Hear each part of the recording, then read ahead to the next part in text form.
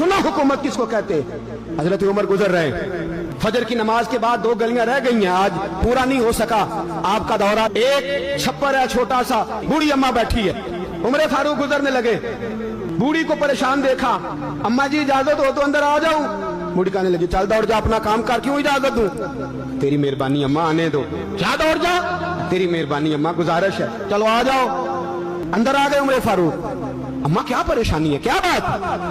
अम्मा कहने लगी खामद इंतकाल कर गया, औलाद अल्लाह ने दी कोई नहीं, मैं गरीब हूँ, 3 दिन से रोटी नहीं खाई, 25 दिनार का कर्जा चढ़ गया है, मुझे उमर फारूक से बड़ी शिकायत है। उसने मेरा हाल ही नहीं पूछा, कहने लगे शिकवा है, उमर आया ही नहीं। तो उमर कहने लगे अम्मा उमर को क्या पता कि तू इस हाल में है? कहती है नहीं पता उमर को, तो उमर से कहो छोड़ दे हुकूमत, उसके हवाले करे जो खबर रख सकता है। हजरत सैयदना नाफे फरमाते हैं जिसके सामने किसरा और रूम के बादशाह कांपा करते थे, मैंने उस उमर को बूढ़ी अम्मा के सामने कांपते हुए देखा। राशादारी है उमर फारूक का। दौड़े गए, 25 दिनार लाए, राशन रख के लाए, रोटियां पकाई, बूढ़ी अम्मा को खिलाई, कहने लगे अम्मा 25 दिनार ले ले और चल, गलती हो गई, उमर को माफ कर दे।